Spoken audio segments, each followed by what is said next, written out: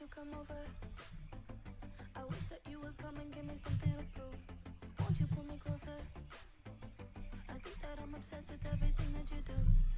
I'm waiting, trying to be patient. You look like a painting. It's so frustrating. I hate it, yeah. I probably shouldn't say this. I probably should erase it. I probably shouldn't say this. I wanna be with you. If that's the last thing that I could do, I wanna be with you. If that's the last thing that I could do, call me a fan. I'm living, give me your hand. I'm in it, yeah. I wanna be with you. If that's the last thing that I could do.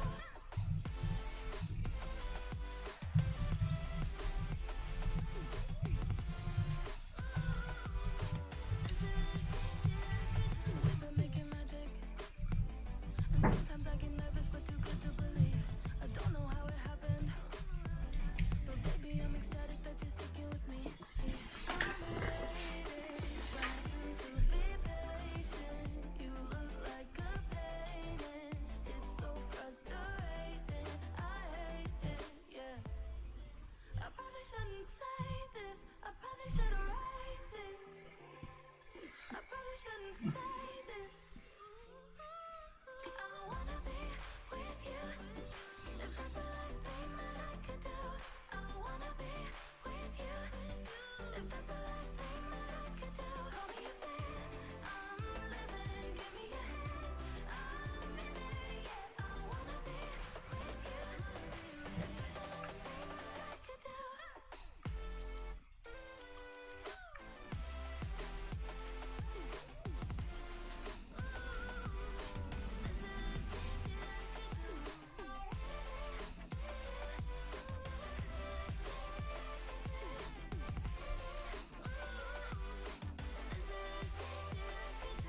I wanna be with you. If that's the last thing that I could do, I wanna be with you. If that's the last thing that I could do.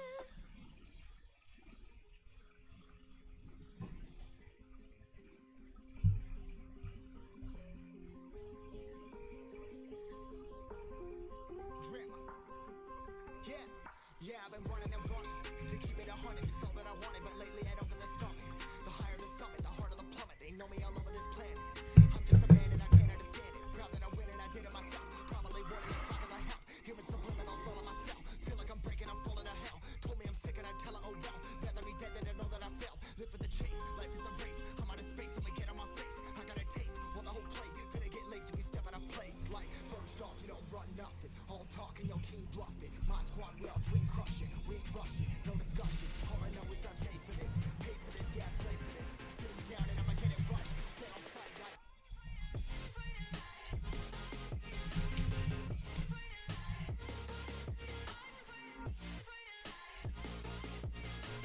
Get down and I'ma get it right. Get on sight like.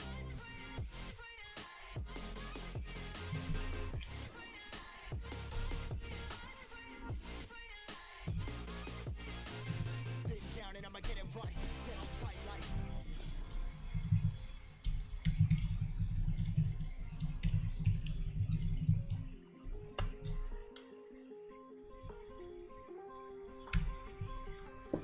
Never really know when you're gonna go. Why you gotta put another foot in front of yours? Bury them toes, carry them close. I was never one to care about my mentos. I was like froze, now I'm off rock. Give me that smoke, but I can't get high. We do the most, here to inspire. Doing what I'm supposed, but I can't get tired. Run for your life every night. See in the dark, blind by the light. I got the spark, I got the pipes. All of my arts coming to life. Had to face my fears while I chase my peers that I found my spot.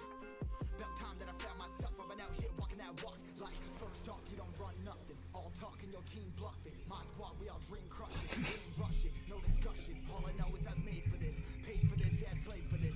Been down and I'ma get it right. Dead on sight like.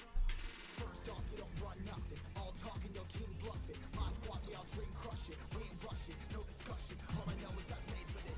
Paid for this, yeah, slave for this. Been down and I'ma get it right. Dead on sight like.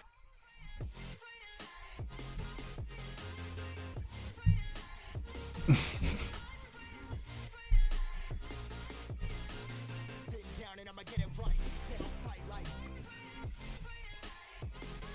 Man, we have we have Osloy on full on that mode. Awesome.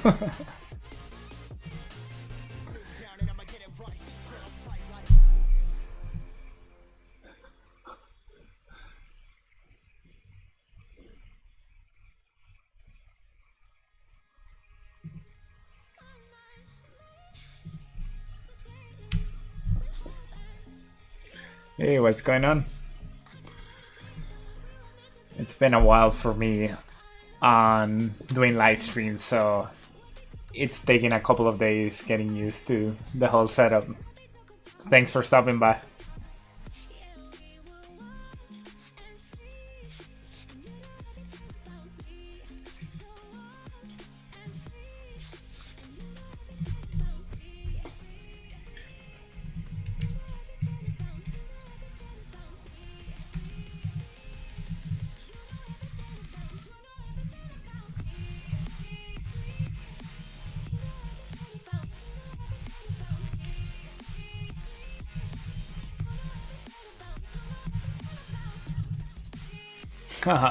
Thanks. I love making them, and it's encouraging to know that at least some people find them useful. So I appreciate the feedback.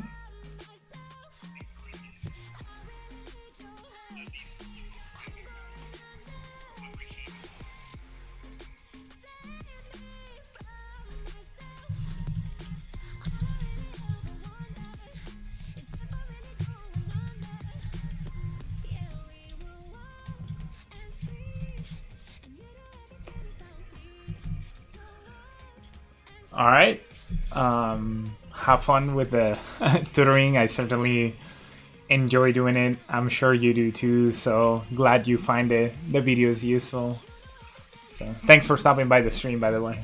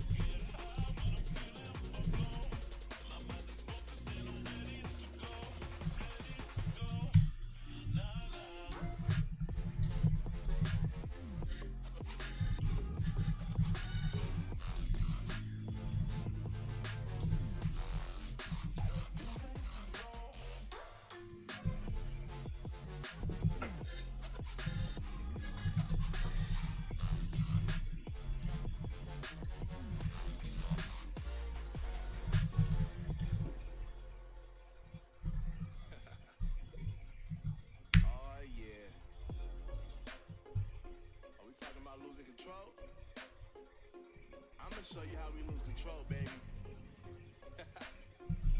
Watch this. Look, Marty Mark. Watch the way I start up. I've been going hard, but I can go way harder.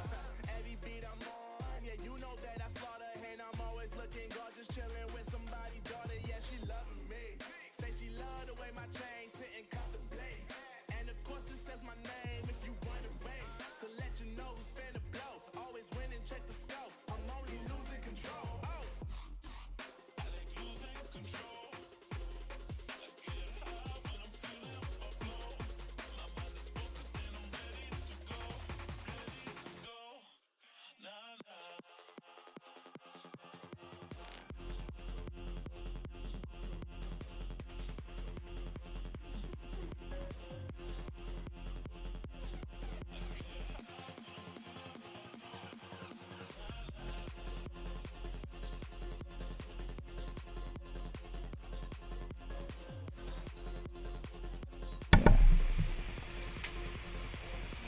Right. Gotta remind myself to unmute the mic, but yeah, God bless you to ESP Explain.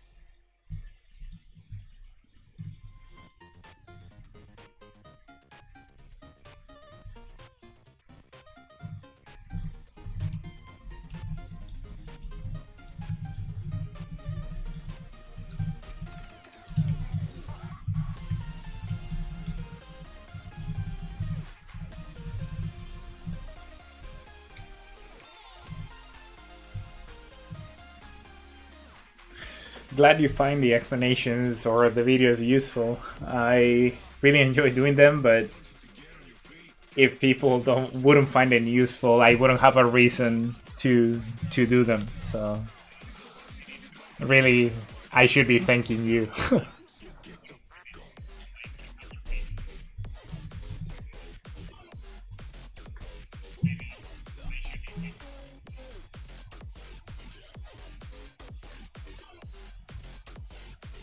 Hey Tatia, how you doing?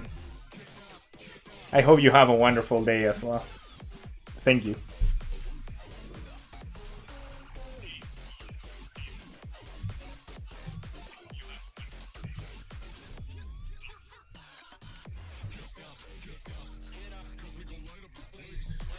But yeah, for people watching, I haven't streamed in about 10 months, so I figure I'd make this first one after 10 months really easy, just answering questions on the comments, and if somebody comments, just address the questions online and try to get used to interacting with people. But yeah, ask me any questions, and if you just want to see me answering comments on my YouTube channel, by all means just lurk and stay around. But if you want to say hi, I'll be here for about an hour, and if things get interesting, I don't mind being here for longer. But I hope you're all doing well, and I'm very happy to be back.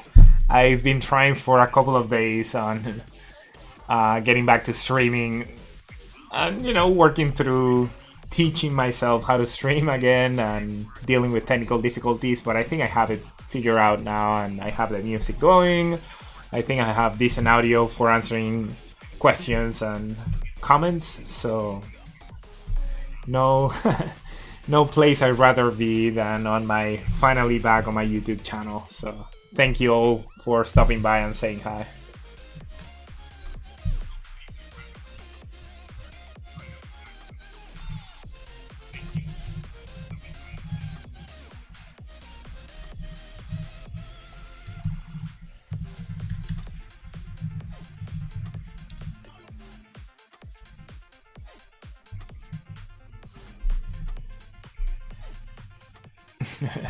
Hey David, how you been, man?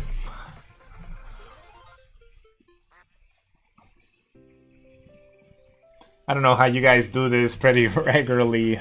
I've been trying to get things going for a couple of days, and it's it's quite a monumental task. I guess once you're used to it, it's not that bad. But yeah, as a lurker myself, who'd rather be on your side of things as you are right now, it's I appreciate the efforts you all do, whether it's MakerCast or your individual streams. It's a it's a commendable effort. So hope you're doing well.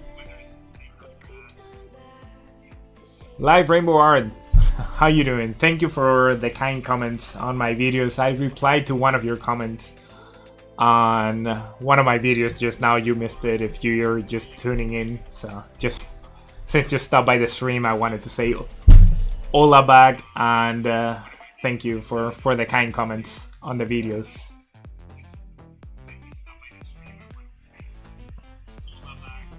Really? Okay, David, you have no idea how much I I empathize with the comment.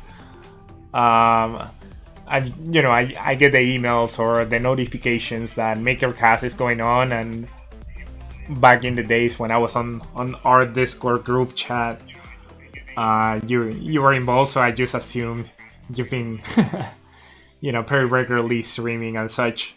But yeah, it's been a struggle. So the reason I assumed that you were still in it is because I haven't been paying attention. This whole mess have been affecting us differently. So yeah, no, I'm glad to see that I'm not the only one who's been a little bit put off by the past year with everything that's going on. So I wholeheartedly understand, and just trying to get back into it. I think at least for my personal mental health, like interacting with people online, it's a positive thing. So in this way, right? Like some of the interactions, I think I've seen you and others,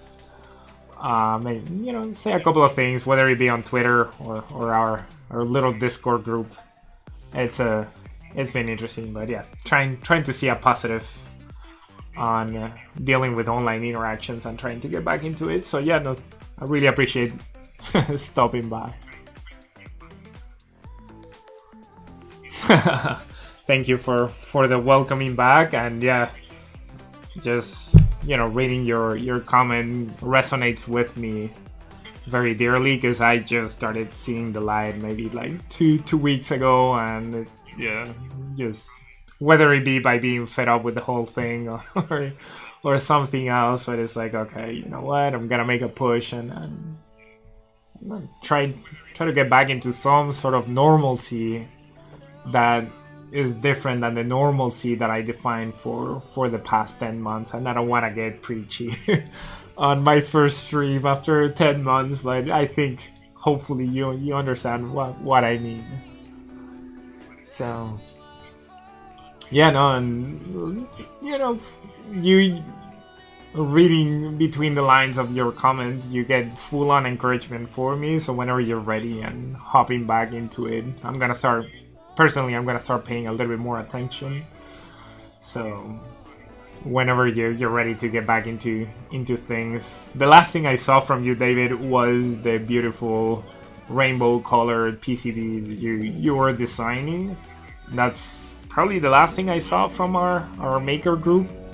I know Bleep Track has been doing also some amazing generative art PCBs, but those are the only two things. And I keep in touch with Brian because I started selling some of his things on Amazon, so I've just been taking care of the business side, just selling my stuff online. And with Brian we have a good collaboration going, but I've been away from it all. So the last thing I saw from you were those beautiful PCBs. So yeah, man, I don't know what you've been up to since then, and now that I'm back, I'll be catching up to see if there is anything there, and looking forward to your next thing. Yeah, Bleep Track stuff is pretty incredible, and I think I've stayed in touch on Twitter, and I follow a few things, yourself included, a few folks, and yourself included. So whenever you guys post something, I'll catch a glimpse, check it out, and stay lurking. But yeah, no, interested to see what you've been up to, and again, whenever you're ready, see where you're up to next. Because again, taking from the last project I saw from you, it's pretty interesting, and things that I rather like, both on the electronic side and the mission side of things as well. But yeah, it's been a definitely an interesting year for entrepreneurs such as myself, and perhaps yourself, keeping up with work and all the social issues that have been going on. It's been pretty interesting without assigning value to what I mean by interesting, right? Positive, negative, whatever it is. It's been interesting. But yeah, no, I understand the low motivation. Yeah, that's the main thing that's gotten me. And yeah, and it takes so much energy as a content creator yourself, and for other folks also in the chat or watching the stream a little later. It takes so much energy to put on a show, right? Because we want to interact with you, and we want you to be entertained and enjoy this experience of participating in a stream, and that takes a lot of energy. So if the creator, like if myself or someone like David Watts, doesn't have the energy that it takes to say, I'll speak for myself, right? Like to operate in normal life situations, imagine having that extra energy that it takes to put on a show and have, all the setup, the music, making sure the audio works, the lights, everything that is involved in putting up a live stream show. So yeah, I empathize with David, and if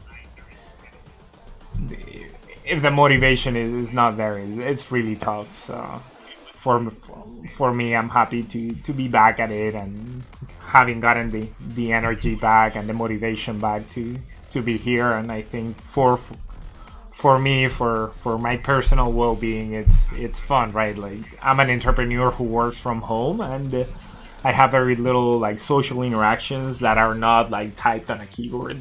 So having a live stream and having this slightly weird, but it is a social interaction. It's a good thing. So happy to be back after 10 months. So hopefully this is I'm not being too big of a Debbie Downer but it is part of it, right? And the type of streams I usually do is just being true to myself and speaking my mind. So for folks who've been here before, like you guys know me, guys and gals, and know that I'll speak exactly how I feel. But yeah, Mobile Doctor Mijanur, love you guys too. New subscriber from India, welcome. Hopefully you find all this content on the channel useful. And yeah, it's been 10 months since my last video and also a live stream, so I'm working on getting back into making videos, tutorials, maybe projects that are a little more complex than the getting started tutorials that I usually do. But yeah, happy to do these live streams where I can get feedback, and I can hear from all of you, hey, your last video sucks, or I want you to do this, and I can get opinions from many people and try to make the content both that I myself enjoy and that is the most useful for people who are watching it, right? And not gonna put all this effort for something that I only enjoy, right? But it's not useful for anyone. So I gotta find a good balance between that, and without these live streams are actually a very useful mechanism for seeing how I'm doing.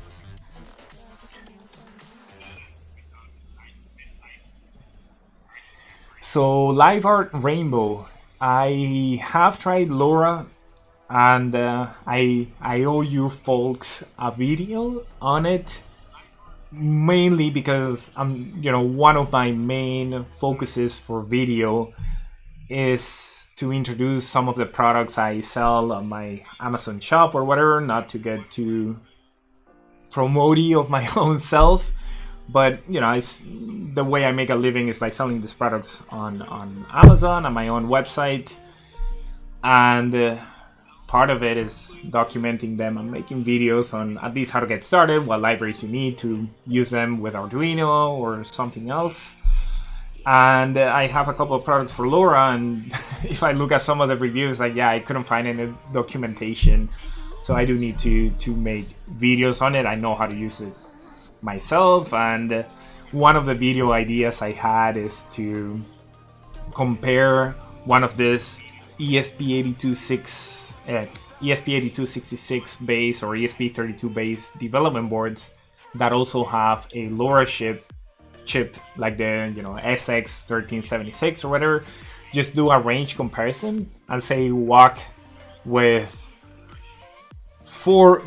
go to a big field and have like 4 breadboards or whatever with battery power breadboards with 2 pairs of each boards, and have one running on regular Wi-Fi, just an ESP8266, couple of boards running on Wi-Fi or ESP32, and then an ESP32 LoRa pair as well, and then just put the 2 gateways down and walk with some of the nodes, and just start walking backwards.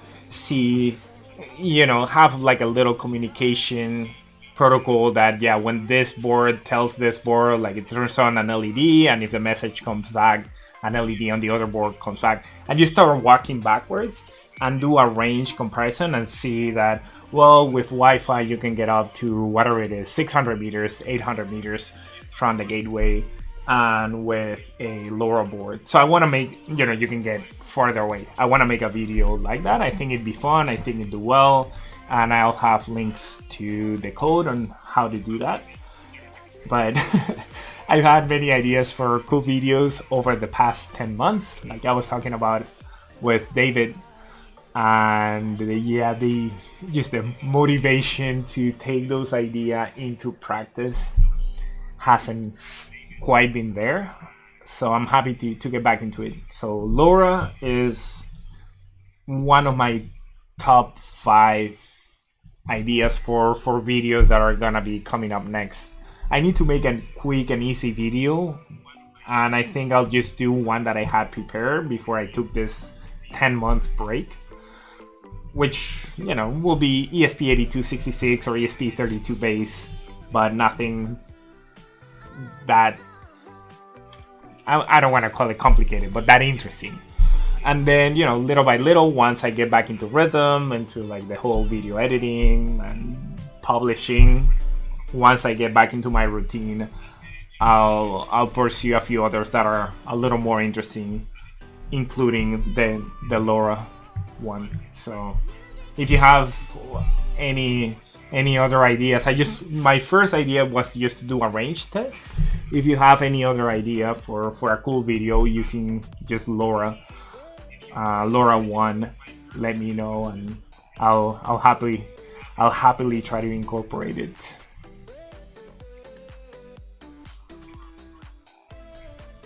So ESP explain, is it possible to turn a variable from string to int? Yes, and you can use this if you're using Arduino.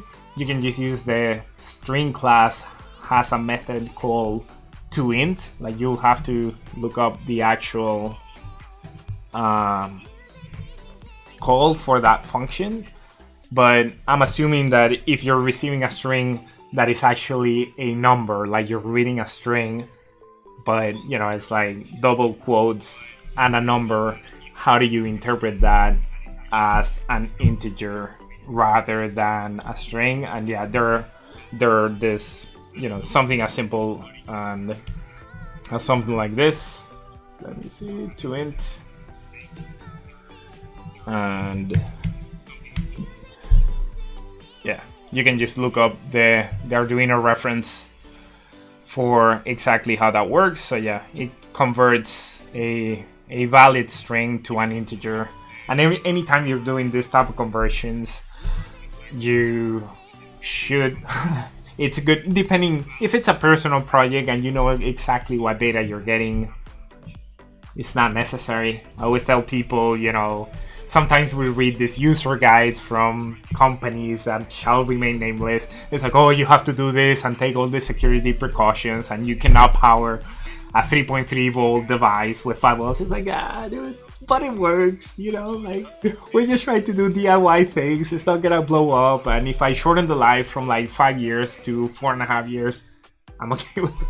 So yeah, it's good practice to sanitize strings, because you don't know what you're gonna get. And if you don't get like double quotes 1, which is what you would expect, or 2, if you get something like a bunch of random characters and you try to run the toInt function, things might not go as expected. But anyway, so it's good practice to sanitize strings before doing conversions like this. But you don't really have to. So try the toInt function or the toInt method of the string class for doing what you want to do. Let's see.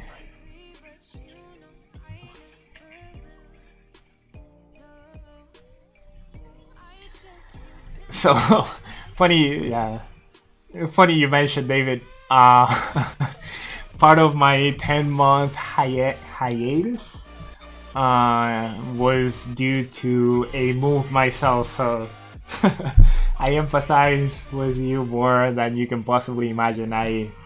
We moved to a house we lived in a condo, my wife and I, and we moved to a house in a suburb of a suburb to have more of a quaint small town type of feeling. We live near LA, so getting a quaint small town feeling around LA is pretty tough. But we found a decent city that where we lived before, it was about 50 or 100,000 inhabitants population wise, and we moved to a city with a tenth of the population, so about 13,000 inhabitants. So for it being LA, it's a pretty quaint life, and we're happy. But as you can imagine, with moving to a different place, yeah, that's a lot of work, and I won't rag on that, because I don't want to stress you out more than you probably are. But yeah, man, good luck with the move made. And I know between the low energy and having to move in between, I totally get where you're coming from for whatever that's worth. But yeah, so Live Art Rainbow, how to use it in agriculture? So the only thing about LoRa is this radio frequency chip, right, that allows you to send information using low power and a longer range compared to something like Wi-Fi.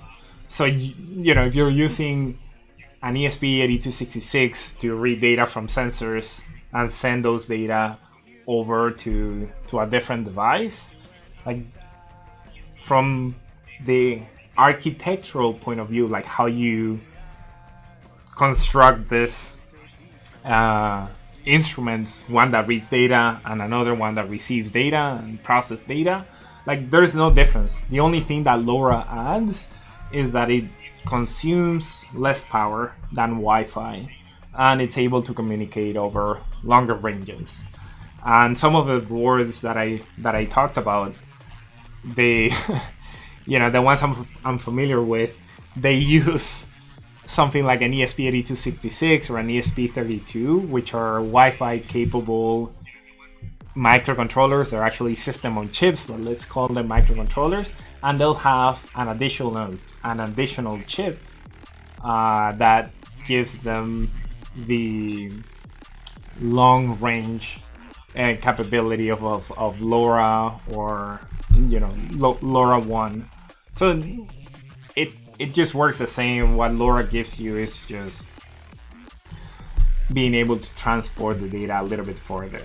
And how you would use that in agriculture, so here in Southern California, we over about 2 years ago, we had a really bad drought. So there were a lot of these projects for DIY people who is like, let me come up with a product idea to say measure soil moisture, right, and only water the crops, like at an agricultural level and agricultural scale. It's not like the little tomato plant that you have in your backyard, but maybe at a larger range. Let me measure, do a bunch of sensors in a distributed fashion, measure it, consume low power, and only water when it's needed. So that's how I seen it used in agriculture. It's not something that is super mind-blowing. It's just the implementation. It's a little bit harder. And the appeal for using something like the sensors we work with is that if you get a device off the shelf from a shop, these are not the things that you buy at Home Depot, right? Like, you gotta go to a specialized vendor that sells sensors for dealing with agricultural stuff, and they're really expensive. So the idea was to lower the cost by using these DIY sensors for people who would have like a vineyard that is not producing hundreds of thousands of bottles of wine or whatnot. Yeah, read sensors, transmit data for long ranges. is the main use I've seen. Carlos, how you doing? Sorry, it took a while to get to your question. And how was my experience with the Intel RealSense? It was good. I'll give it a modest, I don't know about modest, but modest to good 7.5 out of 10. And yeah, I think we're gonna start. I'll jump in chat because I think we're gonna start buffering. No, we're back. I'm just gonna apologize in chat sorry if we start buffering from time to time. It's me, it's not you. My connection is good when it's good. Like, I have 100 megabits per second, but sometimes it just drops to whatever, 1 megabit per second, and I don't know why. We've been trying to figure it out. The company says it's fine, but what you gonna do? I moved, as I was telling David, I moved from a city of 100,000 to a city of 10,000, and with that came not having a very, very robust internet connection. So let me apologize for that. So just putting a comment so you guys know, you guys and gals, it's not you, it's me.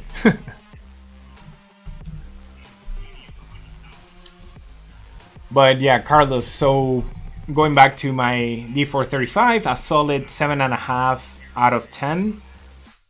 And with this black box packaged devices like the Intel RealSense, it's usually a pain in the ass to get them working with our DIY devices, whether it's a Raspberry Pi or an Arduino, because they'll put out a driver or whatever it's needed to communicate with the device and forget about it because that doesn't make them any money. So I was surprised there was a little bit of support. If you contact Intel, you're not gonna get any support, but there's a small community around it able to answer questions, and that was somewhat surprising to see. And just on a side note, that's why Raspberry Pi became such a thing. It's the most sold computer in the history of computers because they built a community around this little device. We see the Jetson Nano that is more capable, it's more expensive too. You see the Oxford, whatever, we see all these little platforms. Well, what is it about Raspberry Pi that made it the most sold computer? Not device, just like computer. No, it's not Apple, it's not, whatever, your Pentium 286 from 1987. It's the Raspberry Pi. Because they built a community and they really put effort into documentation and supporting people who were starting to use them, whether they're corporate and paying a lot of money or you're DIYers like you and I. paying just the $35 or whatever. So I was surprised that Intel put a decent effort, and there was a little community formed around it. So when I went to make it work with the Raspberry Pi, it was a bit of a process. It wasn't like just plugging it in and installing a couple of things. I had to compile a bunch of stuff from source, and I have a video on it going through the entire process. It's a year old, so hopefully that still works. But it wasn't too bad, and once it worked, it just worked. I was using, you know, a proprietary tool. It might have been open source, but it's still like produced by Intel, so that's why I call it proprietary, to visualize the data, and that ran. And again, the Raspberry Pi, it's an ARM microprocessor, ARM-based microprocessor, meaning that if they had a Linux driver for that tool, blah blah blah, that's usually catered towards x86 architectures or AMD 64 architectures, or both. The fact that it was available for ARM and it ran smoothly, I was pleasantly surprised. And yeah, so that was for their visualization tool, and then they had some examples for how to use Python and query the device over USB and get the data you needed, and that worked seamlessly. So I was very happy, and it wasn't a pain in the rear end to make the video I made, which is not on the channel, but I made it for the folks at Element 14, and it's one of those companies that, again, sells electronics, and they're also in partnership with Raspberry Pi for selling some of their stuff. And I made a video for capturing videos of, or actually capturing pictures of birds based on the Intel RealSense. So when the Intel RealSense camera would detect a bird in its field of view, it would send a signal to the Raspberry Pi, and the Raspberry Pi would send a signal over USB to a DSLR camera, and the camera would take a picture of the bird, and it worked pretty well. You know, nothing is as smooth as it comes out on the video, the final product video that we show you, the viewers. But yeah, it wasn't a royal pain in the rear end, so not too shabby. Have you used Carlos? Have you used the Intel RealSense? Are you thinking about buying it, or yeah? But it's a pretty cool device, actually. Getting the depth information, the distance information to objects, that seem to be pretty good. And you know, it also has a decent RGB camera in there, so it's just like a Kinect, but in a very compact, slightly lower power consumption version of the Microsoft Kinect. So yeah, for robotics, if you have a project for it, it's pretty good.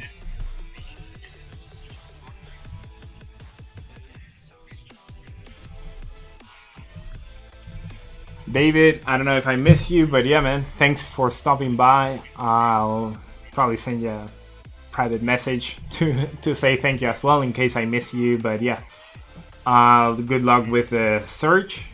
And as I said before, I can truly empathize with all the goings on. So yeah, no, a massive thank you. So Live Art Rainbow, you have some of the sensors. So I don't know what Heltec is. I'm gonna look it up. Is that an agricultural sensor? Or I see, it's a LoRa. The ones I use are these guys, LoRa SX, either the 1278 or the 1276. I don't even know who makes them, but you know, there are some Adafruit libraries for it, and seems to be the most popular chip for integrating it with Arduino, and they work quite well. So those are the ones I use. I have no experience with the Heltec ones, so let me know how it goes, whether it's on stream, or if once you get to it, let me know on a comment of a video. I'll be, as I mentioned, I'll make a video soon for LoRa chips and chime in. Hey, you know, I tried the Heltec. You should try it too. If you end up liking them. I see. ESP32 on LoRa. Yeah, gotcha. Let's see. What have I missed?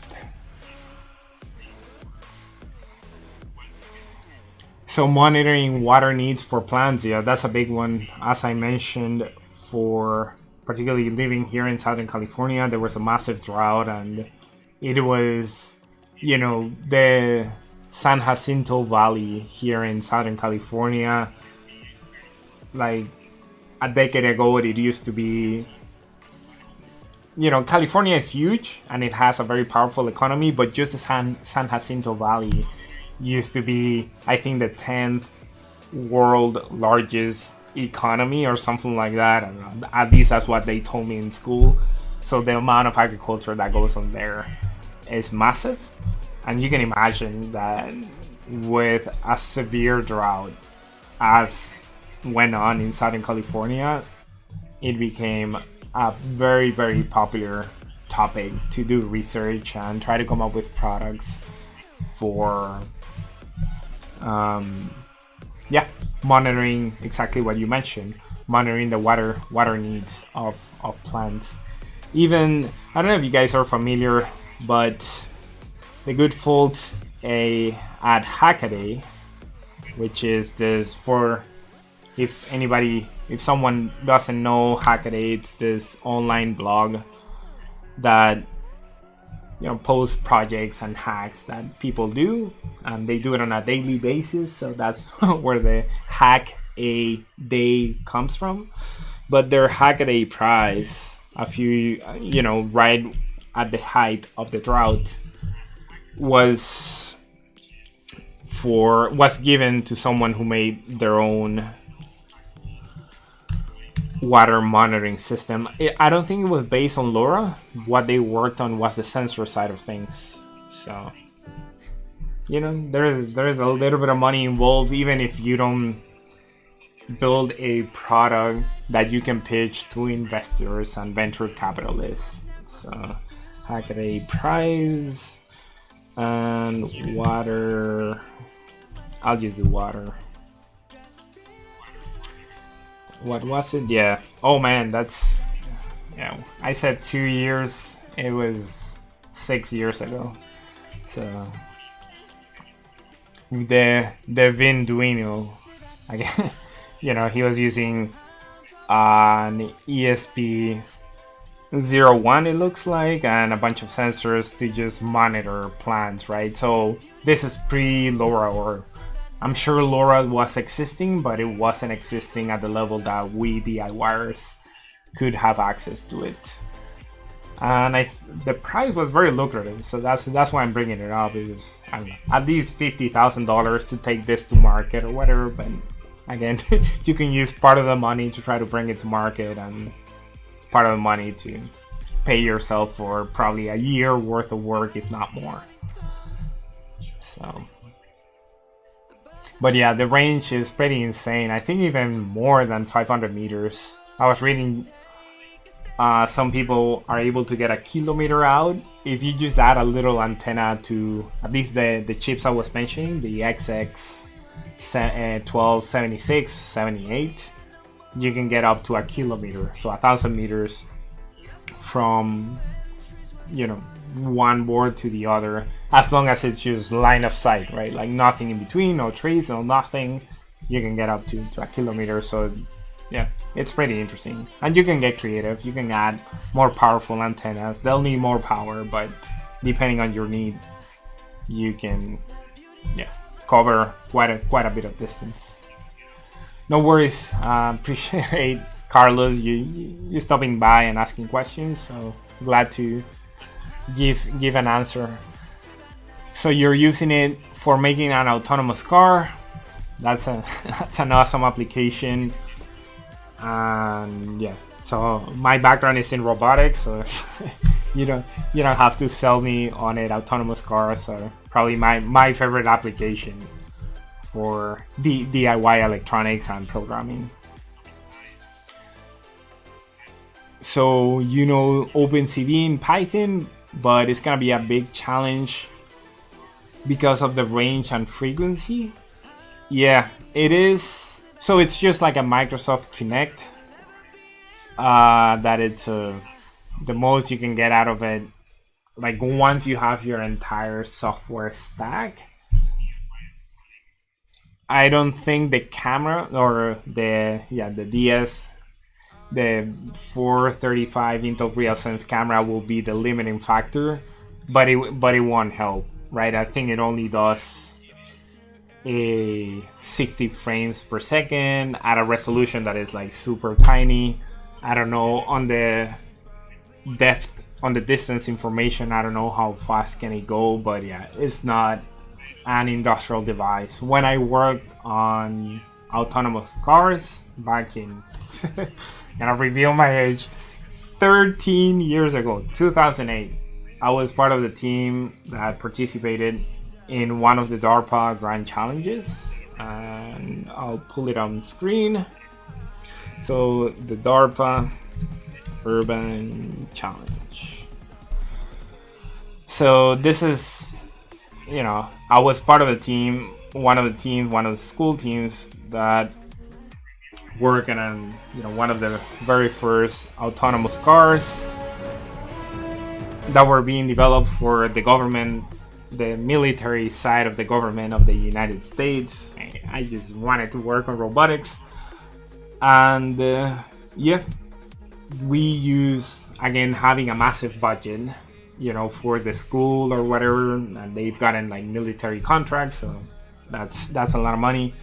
For depth information, we use sick laders, and it's not like they're sick, like they're awesome, so they're sick. No, that's actually the brand. It's a German brand, laders or lighters for depth information. So this was again way back when, and I guess price has gone down because this thing's the cheapest one with an educational discount used to be 10 grand. So they were pretty ridiculous, but you know, it's one of those scanning lasers that do 360 degrees, but it's just you only get information for like one dot, right? It scans 360 degrees, but you only get a plane worth of distance, as opposed to with a stereo camera, right, where you can get, it's less precise than a laser, but you know, if you rotate it, you can get the whole thing. But rotating a camera is super hard. I can get back. Velodyne did it, so anyway. But you can get whatever it is, 120, 100 degrees field of view. But you know, I guess 120 by about 80 degrees of view. But you can get depth information for, you know, for a larger field of view than just your plane that you do with a laser scanner like this guy. So yeah, those sensors were really expensive, and yeah, the fact that you can get an Intel RealSense that is not this, but you know, it's decent. It's as, you know, this is just the laser side of things. I can't remember the brand that we use. I didn't work with the stereoscopic cameras. It was something like, Flashpoint is something else, but it was something point, and they were also like really expensive. So yeah, these are not it. It's like stereoscopic camera for robotics.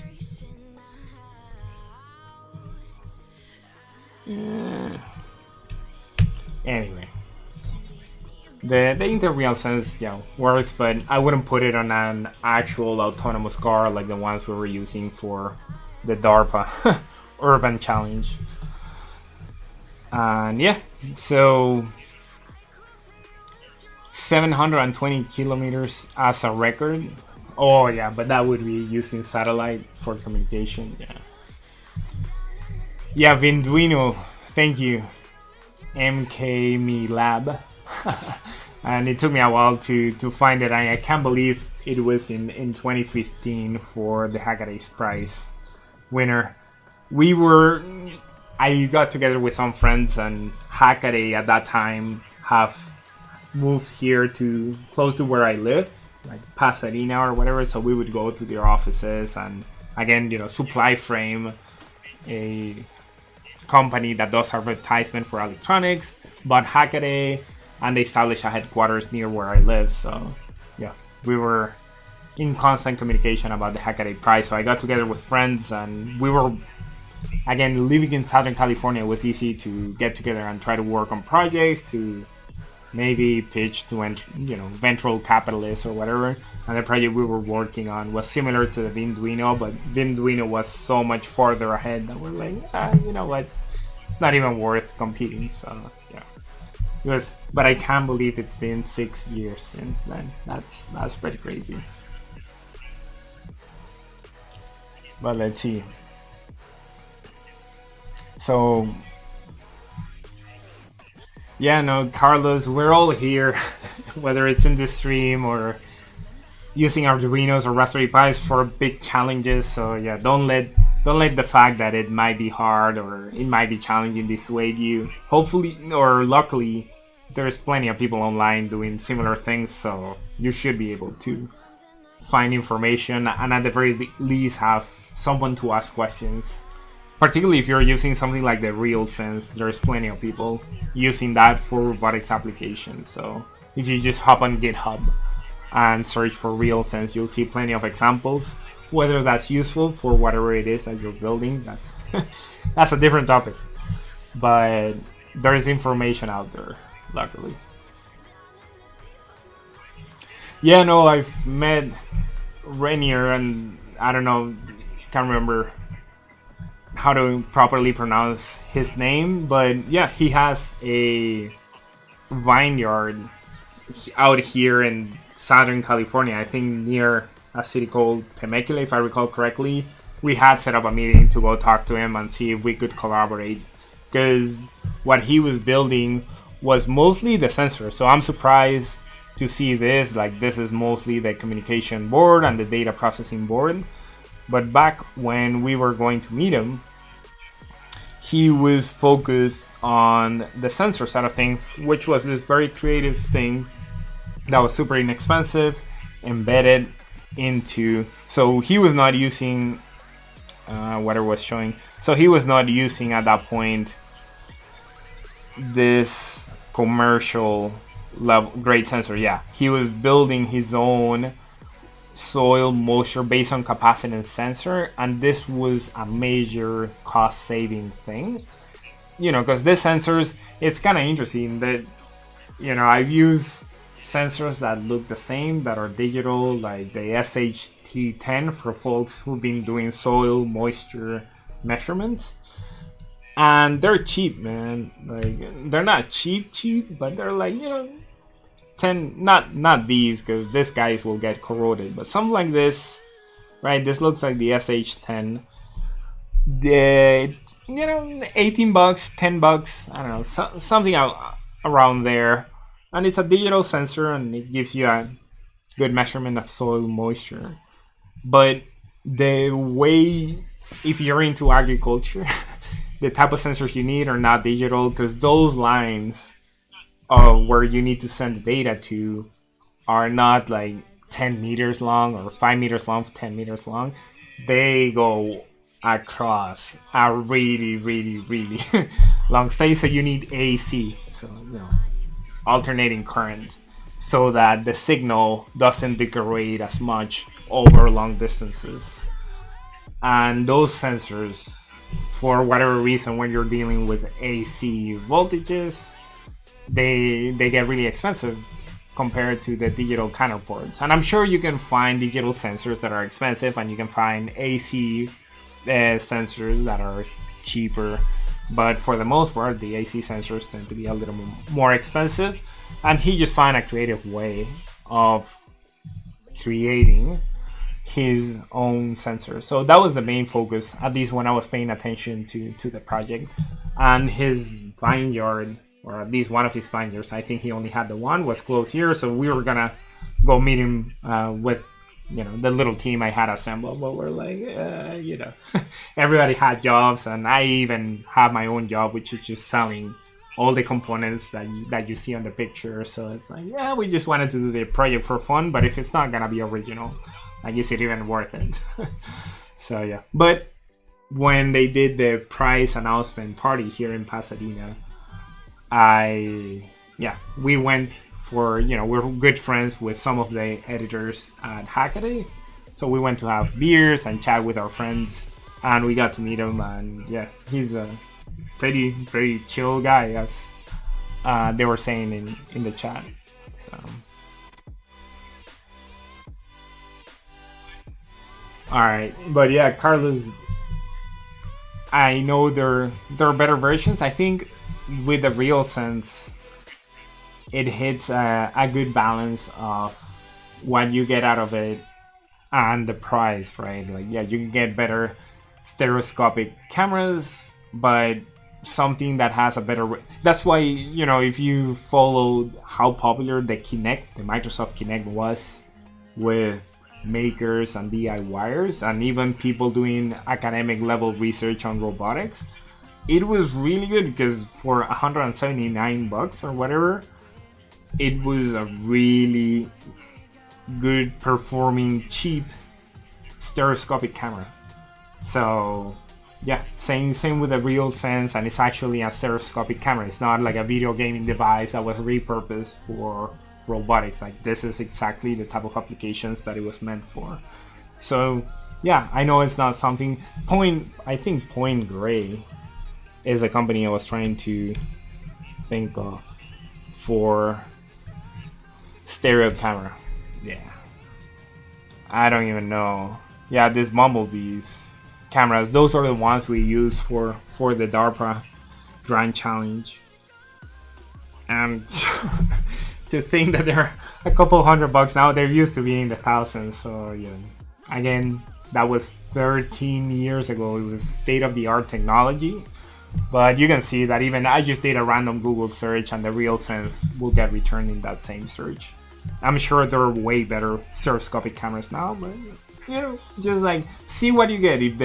If once you implement, you should be writing code, right? And it's not like I do this. I'm not like you should be. It's like we should all be writing code such that if we need to substitute a sensor for a better one, it should be almost, like hot plugging, right? Like, you should plug this one out and plug the other one in, make sure that the interface is the same, but the logic side of your software should operate the same, right? Once you get the data from the better sensor, it should operate the same. So if you do that, if you start pursuing your project with that in mind, like, hey, I'm gonna write my code to make it future proof, so that if I have to replace one of the sensors for a better one, I don't have to rewrite the whole entire code because of a minor hardware change, then you will be better off. Omega Killer is one of the OGs of the Acrobotic livestream. So welcome, my friend. After I was telling folks who stopped by earlier that it's been a long 10 months. It's been 10 months, not to the day, but pretty close to 10 months, or maybe more than 10 months since my last video, whether it be a live stream or an actual video. So it feels good to be back and to catch up with some of the folks that used to be regulars in our stream back then. Like, I'm sure all of us can empathize with the fact that the last 10 months have been interesting. I don't want to get into it, but it's been in an interesting amount of an interesting period of time, and for some it may feel like 10 months. It feels like it's been 10 years instead of 10 months.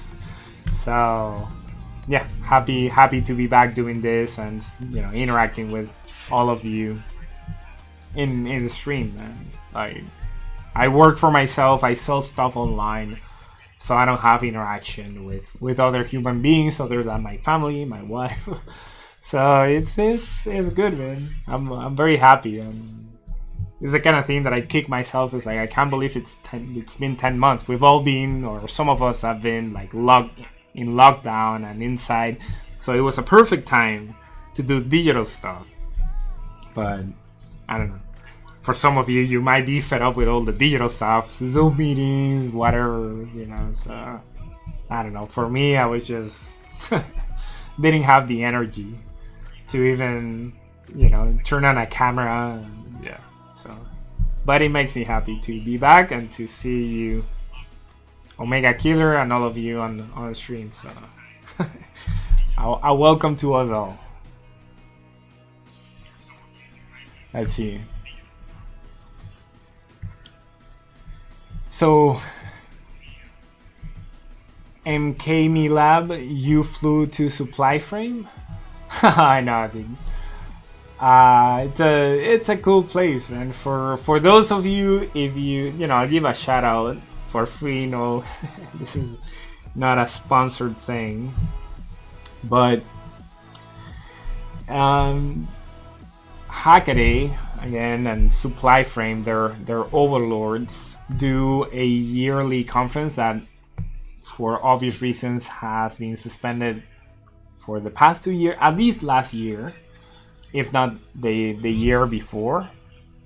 But they have this conference that's called, anybody on chat want to help me out? What the heck is called? Is it SuperCon or something? Hackaday. Yeah. The SuperCon conference. And is it? No. Hackaday SuperCon. Super conference. Anybody on chat know what the conference is like? It's called. It has a, you know, one of those quirky names. So, all right, Hackaday conference.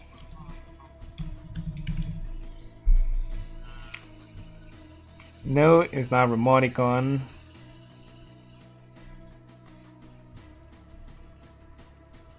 Yeah, so it is SuperCon.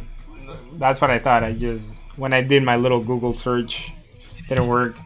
Again, because of my location, not for anything else. I happen to be just, you know, good friends. They have an amazing Supply Frame, has all the bells and whistles like at their offices, like they set up for Hackaday. They have a residency program where if you apply to it, and again, this is not sponsored, it's a great thing, right? And something that you would find in a university or an academic setting, it's available to the public, to people like us outside of university who are makers.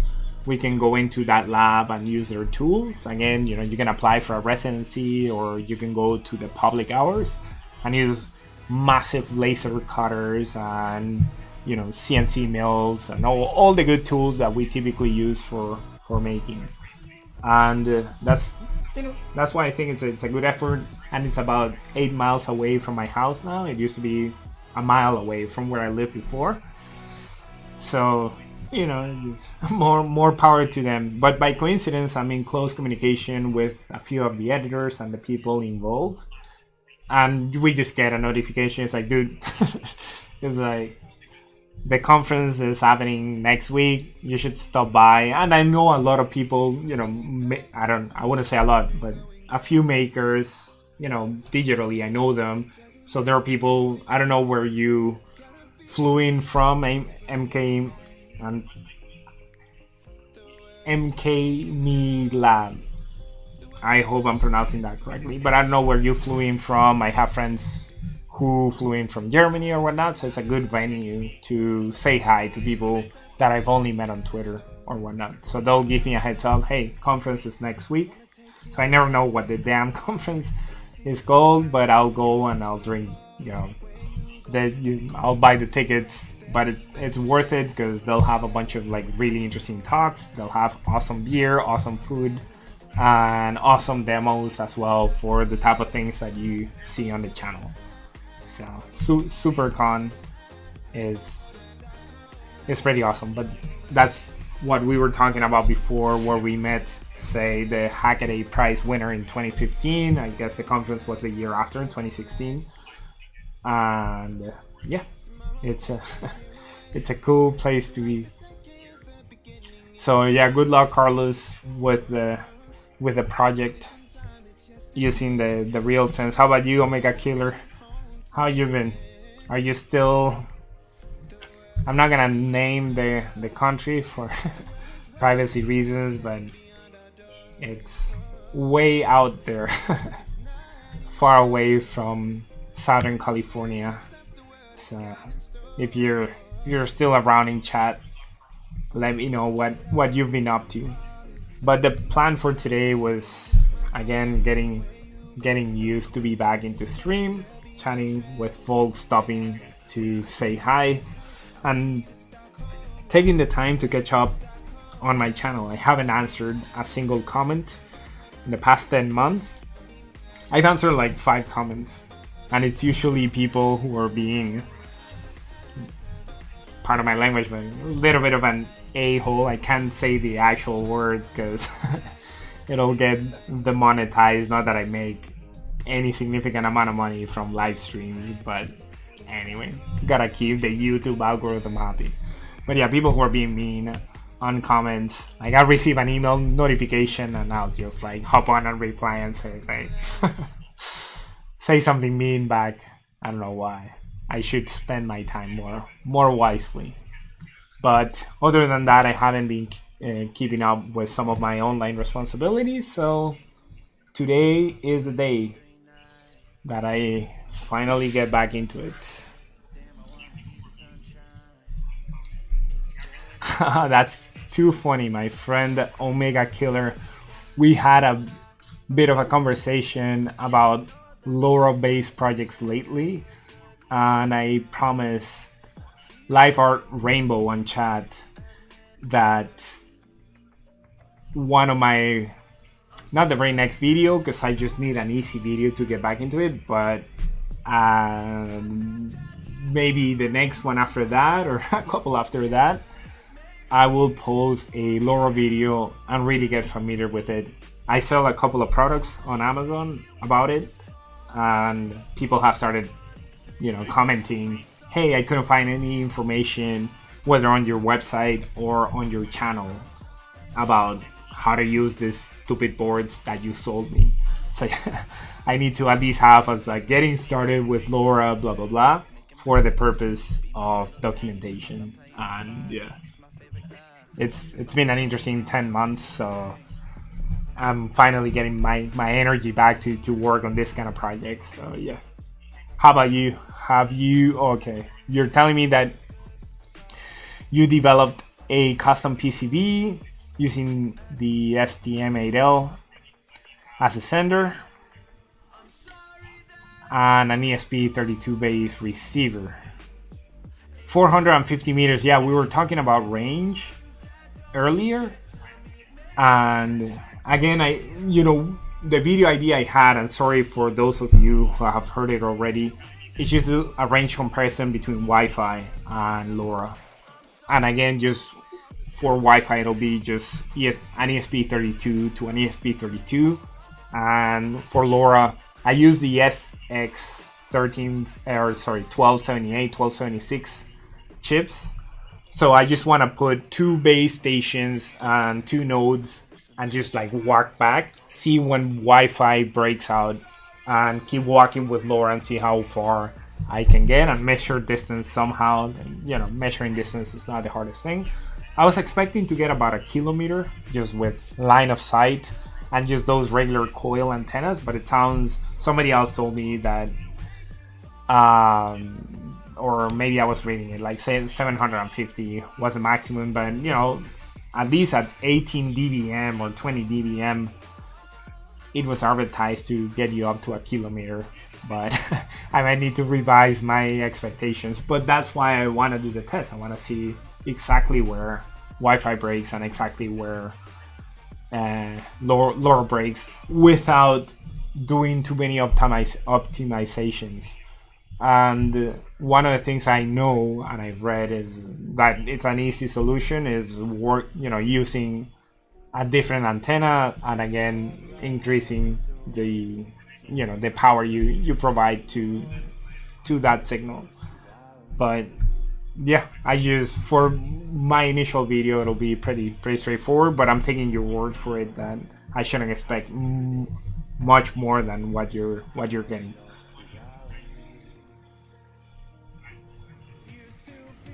So you've been working on the PCB and the firmware. You don't think why haven't you tried the antenna side of things? That would to me seem like the lowest hanging fruit for increasing your range without, because that doesn't require like changing anything else, right? Like getting a, even if you have to go with a directional antenna, right?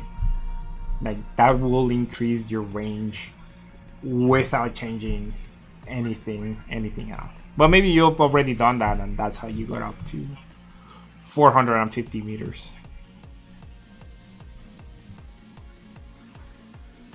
Oh, I see.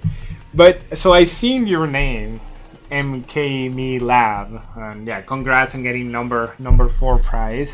Let me give you, I'll give you a shout out on stream because I should know this. But let me see, 2015 Hackaday. Let's see what you got up to on 2015.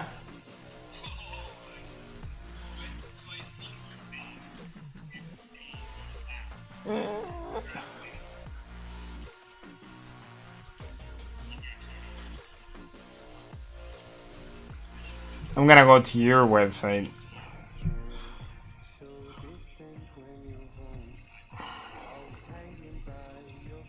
Search for 2015. We're all doing this live. What is it? Now I'm curious.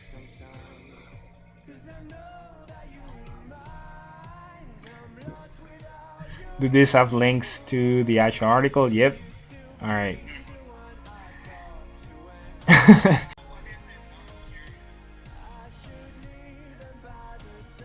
Let's see.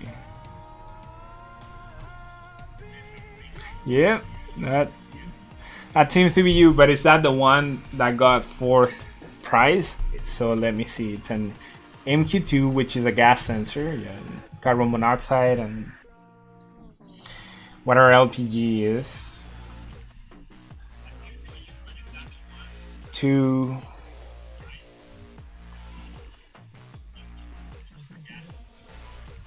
An Arduino Nano with a radio transmitter.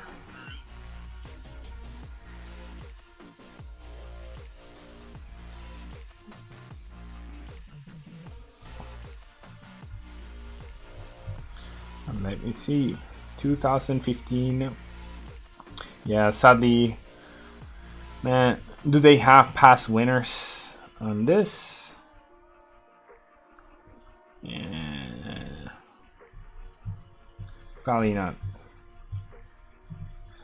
Alright, so I'm going to assume my friend MK Me Lab that this won 4th prize. Nice, dude. But yeah, I remember going. So you must have seen me at the 26, if it was in 2016, the 2016 SuperCon, and I usually will hang out with, you know, a couple of the editors, Mike, and I'm blanking out on the name. I know her username.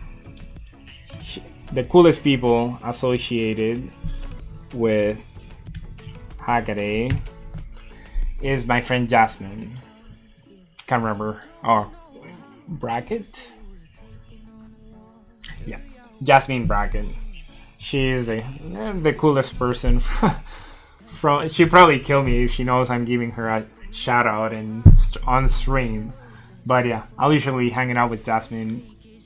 She's pretty cool. Her husband used to also, you know, write a few articles. Now he, you know, they moved to the Bay Area because he got a job there, and yeah, I lost touch a little bit. But yeah, I'll be hanging out with the behind the scenes crowd. But yeah, we probably met at least on 2016. So congrats for winning the number 4 prize, man. That's pretty cool.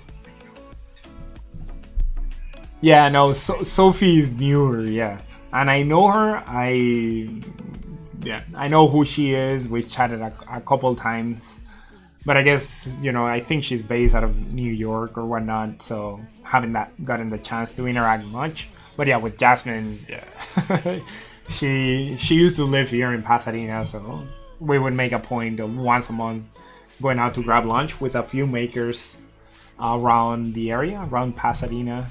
So that was cool. And I don't know where you're based out of, but here, because supply frame is around, it was easy to get there's this website which maybe all of you are familiar with, but Meetup, right, where it's a website that you go and you find interest groups. If you're into photography, you find a group of photography near your area, and through a Meetup group we would organize meetings around the area, around Pasadena area, which is where Hackaday and Supply Frame are based, to do happy hour with a bunch of makers. So yeah, we would it'd be funny, we would go into this random bar. This is pre-pandemic, obviously, taking a bunch of like electronics, and in the United States it's a controversial subject, right? But we would walk I don't know, this is just a silly thing, right? It's just a bunch of wires, but imagine walking into a bar like this in the United States, and me being of brown color, but it's Southern California, so nobody would bat an eye. It's like, oh, this bunch of nerds talking their electronics or whatever. But yeah, people would bring like this massive thing, and yeah, it was fun times, right? Like, just grab a beer if you're into like drinking alcohol, or whatever, like grab a soda and just chatting with other makers and hackers. That was a lot of fun. So looking forward to the day we can get back into it. I wouldn't attend always, but I would attend maybe, I don't know, one every 2 months, and it was fun. So the gas sensor, MK, you're telling me, was the fourth, and the urban kitchen garden was a top 10. Dude, how do you have time for all those projects?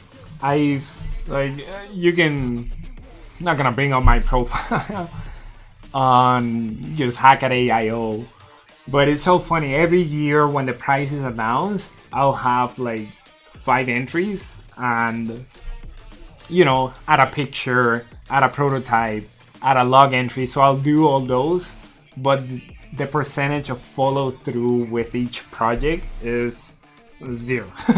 So it's like, yeah, it'd be fun, man. Like, the odds are good. The prizes are good. You can.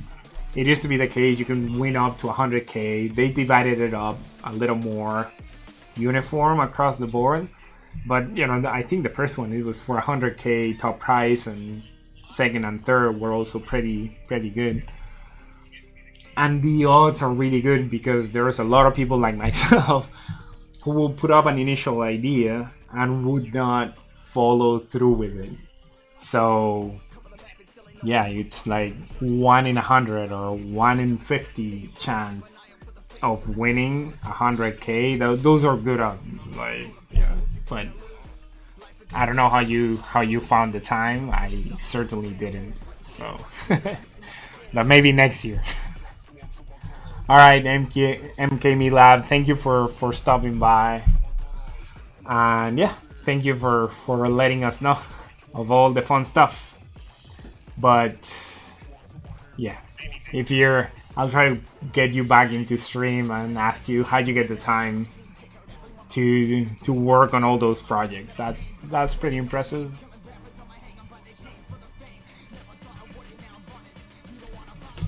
I see. So I haven't heard of the Dragino.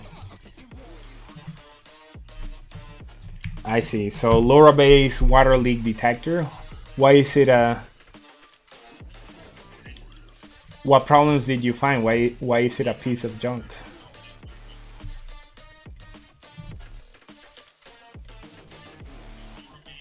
it does seem like something you could have built yourself, but you know, sometimes it's just good not to, you know, to just spend your time buying something off of the shelf rather than, yeah. Because, you know, you can always buy that little board. I don't know what that is. I assume that's a LoRa chip. And just connect it using a little mesh of wires like this. But sometimes it's just good to spend the money, see if it works, and if it doesn't, just like, okay, whatever, get it out of the way. I see, yeah.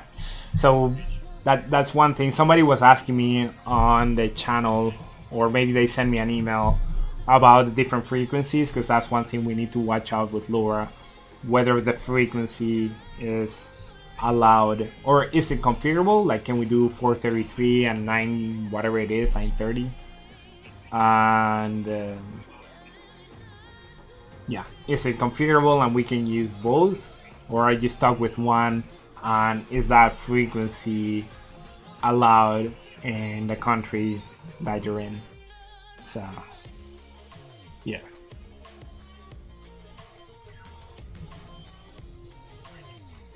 But again, I need to, this is small details, or not so small details, I need to read up on for documenting a little bit of the LoRa side of things. I haven't gotten the chance, and I'm embarrassed to say that I know what it does, but hands-on experience is exactly 0. 915 is it? Okay. I see. So you can only get it on the lower frequency range. Yeah. Yep. And some of those boards, some of the chips, at least the one I sell, it's just a chip for the SX 1278 and the 1276. There's a little pad that you have to solder in to switch between the two frequencies. So yeah, I don't know if you bought a shield, how easy like those changes would be to make. So sometimes it's good to buy the shield because it's all like done and you just plug it in and you try it. But yeah, sometimes it's a little bit harder if you need to do like small modifications. So, but yeah, I'll keep it in mind, and it's something that I always do. Same, you know, one of the breakout boards I sell is for SIM card for doing cell phone communication, and yeah, the cheap boards, the ones that are like $5, they use 2G technology, and 2G was made obsolete in the US about 2 years ago. So it's been obsolete for a while, but I think T-Mobile still, like, if you get one of like the really cheap chips, it would still be able to connect to 2G, but yeah, that's no more. So yeah, I think you may still find some smaller cell phone services that do 2G, but I always put in the product description, this will not work in the US, or, you know, US has stopped supporting 2G technology, so please do your research. Precisely for those reasons, because it's not something you can configure. So yeah, I will check the frequency of operation for when I get to my LoRa side of things. But yeah, I think it was fun. It was certainly entertaining answering questions, and I feel bad because I only answered like a couple on the comments, but I'd rather chat with all of you and, you know, get some feedback, get some actual conversations going, see what you're working on. But with that being said, I'm going to sign off and, you know, make sure I have time to do all the small things that I need to do for getting back into the channel, like answering comments and also preparing for my next video, which I'm pointing here. I haven't set up the overhead camera for showing you projects just yet, so that's something that I need to work on. But the idea, the goal is to start working on more electronics. Like you'll see less of me just chatting to the camera, and more of, well, not me, but the actual electronics working down here on my on my little bench. But thank you all who stopped by and said hello and kept me entertained. I feel bad because I should be entertaining you, and again, the point of the stream is for you to find the content valuable, but I feel I'm the one who gets all the satisfaction. So thank you all for participating, and I will catch you on the next one. And if you don't, you know, the easiest way to find out whether I'm going on stream or not is through Twitter. I'll always, at the beginning of the stream, I'll post a message here. I also have a Discord that I should be posting messages on when I go on stream, but I didn't do that today. I'm not gonna promote it since I didn't use it today, but on the next stream I'll be sure to share the Discord link. But yeah, no, Live Art Rainbow, man. Thank you so much for, again, participating in the chat, and yeah, I'm entertained, so hopefully you are too. Like, I'm supposed to be the creator, but I find it so entertaining that I hope I'm returning the favor. So you all have a good day, and I will see you on the next one. Omega Killer, good to see you. I still got a bunch of questions for you, like how you been and stuff. But yeah, we'll chat on the next one. Glad to see you back. So have a good day, everyone. Go back to this.